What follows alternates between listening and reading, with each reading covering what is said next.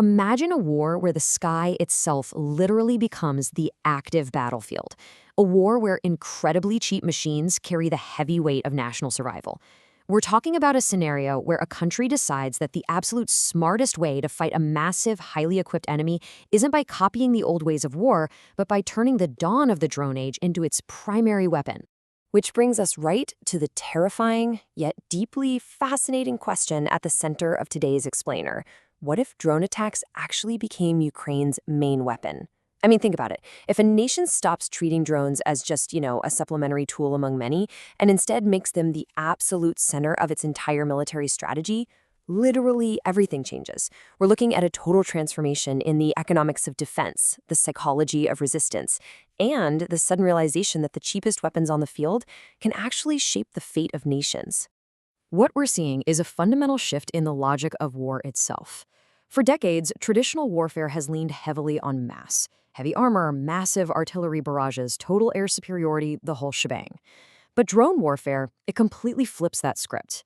It relies on relentless speed, constant adaptation, and surgical precision. It shrinks distances. It crushes reaction times. By shifting to this model, a military isn't trying to beat a larger opponent at their own game.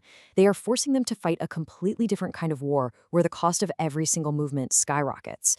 And that alone is a massive strategic shock. And look, this isn't science fiction or some far-off military theory. It's happening right now. 60 to 70%, according to estimates by the Royal United Services Institute, or RUSI. That is the massive share of damage drones are expected to inflict on Russian systems in 2025. Just let that sink in, 60 to 70%. This proves that this shift isn't just coming, it is already kicking the door down. The drone has gone from a neat backup strategy to the absolute backbone of battlefield damage. To really grasp the staggering scale of this new reality, you have to look at the numbers on both sides.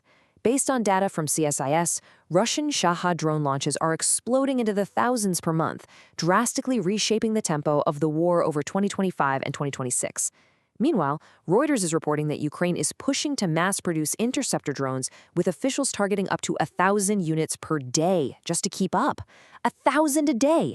We're talking about absolute, unprecedented battlefield saturation. So, the crucial takeaway here is that this shift transforms the conflict from a traditional battle of courage on the front lines into a relentless test of what analysts call industrial rhythm. When your traditional multi-million-dollar weapons are replaced by cheaper, mass-produced drones, war becomes a ruthless test of industrial endurance. It's no longer just about who has the heaviest tank. It's about who can build faster, who can adapt their tech faster, and, crucially, who can replace their massive losses the fastest. And this industrial rhythm builds into an entirely new model for a war economy. Instead of a slow, decades-long military procurement bureaucracy, you get this insanely rapid iteration cycle. You design it, you test it in the field, you analyze the success or failure of that run, you improve the software or hardware overnight, and boom, you redeploy. One model goes out, succeeds or fails, gets an update, and is back in the fight faster than traditional forces can even schedule a meeting. In a drone-centric war, speed isn't just a nice advantage. Speed is quite literally one of your deadliest weapons. Because of that desperate need for speed, the military can't operate in a silo anymore. What you get is a completely blended ecosystem. The line between battlefield innovation and civilian tech culture completely blurs. Suddenly, you've got civilian engineers, programmers, data specialists, university students, and even guys at local auto workshops being pulled directly into the war effort. Society starts thinking entirely in terms of problem solving under pressure. Civilian ingenuity becomes a total military necessity. But with this massive technological shift comes a deep, unavoidable psychological shift. Think about what this actually feels like on the ground. A drone-dominant war is just always somewhere. It changes the very atmosphere of daily life, replacing the clear, defined lines of a battlefield with an ambient, relentless tension that never truly fades away. It's always active. When conflict is mediated by screens, by algorithms, and by remote systems buzzing miles away, the entire emotional experience of war fundamentally changes. It can feel colder and more disconnected for the operator looking at a monitor, sure, but for those on the ground, it is an ever-present reality dictating every single physical movement.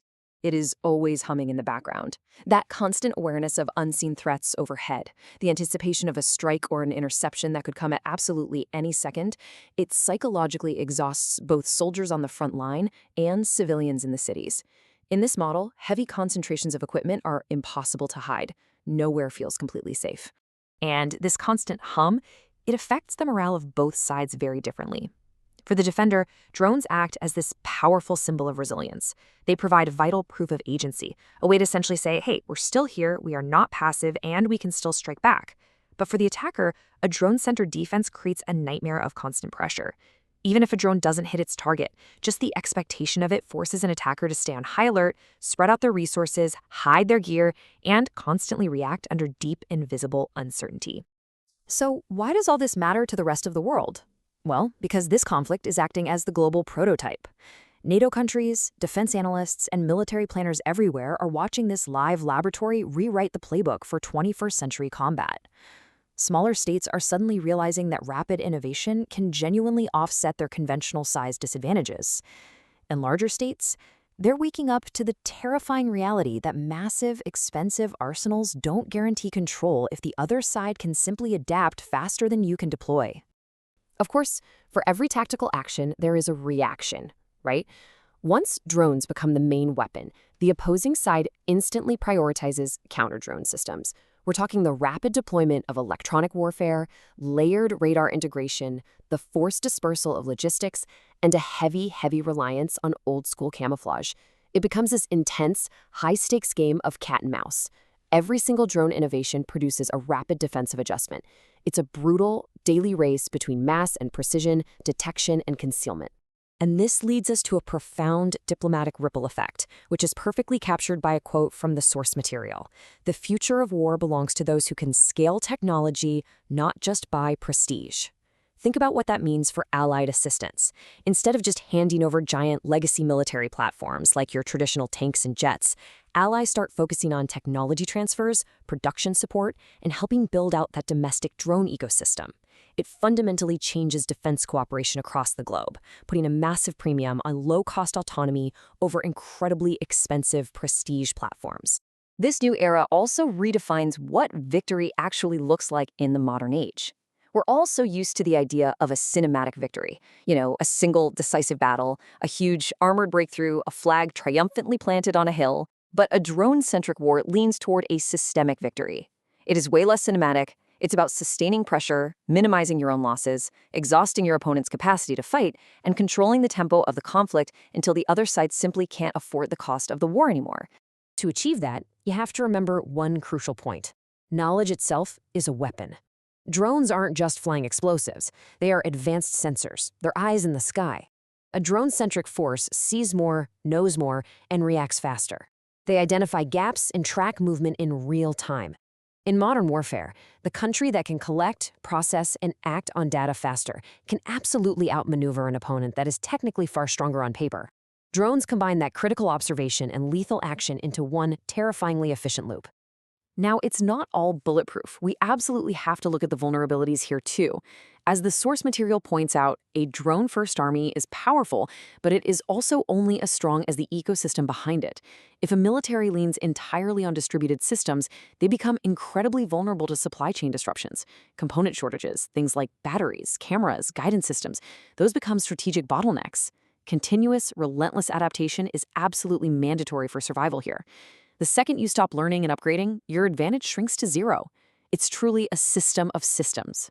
Which leaves us with this final, incredibly provocative question defining the modern battlefield. Who can turn ideas into mass faster? That is the brutal, unavoidable lesson of the drone age. It's no longer just about who has the most metal or the biggest standing army. It's about who has the fastest industrial rhythm and the capacity to adapt at scale. I'd love to hear what you guys think about this. How do you see drone warfare fundamentally reshaping the future of global conflict? Drop your thoughts in the comments, share this explainer with anyone who's fascinated by military strategy, and keep questioning the rapidly changing world around us. Thanks for hanging out with me today.